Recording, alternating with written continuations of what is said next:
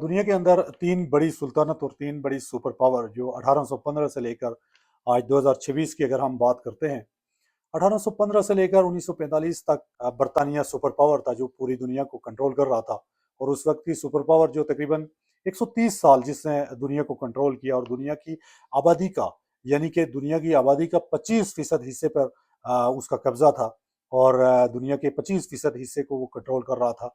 और उसके बाद दुनिया की आबादी का यानी 23% 23% जो लोग हैं उनको बरतानिया कंट्रोल करता था। सल्तनत बरतानिया के बारे में कहा जाता था कि सुल्तानत बरतानिया के ऊपर से कभी सूरज ग़ुरूब नहीं होगा।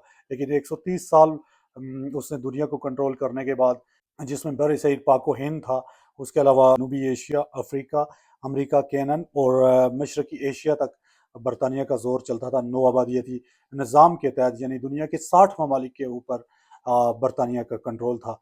और 130 साल बाद उसका कंट्रोल ख़त्म हुआ। दूसरी जंग अज़ीम के बाद 1945 में सोवियत यूनियन उभरा, जो कि 46 साल यानी 1945 से 1991 में, जब सोवियत यूनियन 1991 में टूटा और उससे जो 15 रियासतें थी, 15 मुल्क थे, वो आज़ाद और ख़ुद मुख्तार मुल्क बन गए और सोवियत यूनियन टूट गया तो उसकी भी हुक्मरानी दुनिया से ख़त्म हुई।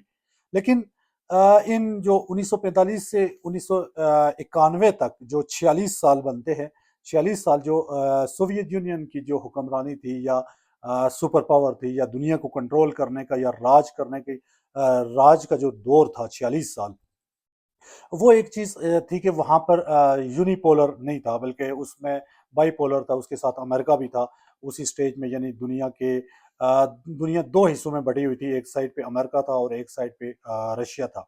लेकिन 1991 में 46 साल बाद रशिया का ज़ोर टूटा, तो फिर उसके बाद तीसरी जो सुपर पावर आई यूएसए, जिसने यानी कि 1991 से लेकर 2026 तक आज तक इसका दुनिया को कंट्रोल किया हुआ है। अमेरिका की अगर हम बात करते हैं तो इसके 70 से 80 जो ममालिक हैं, इन पर अमेरिका के अड्डे हैं।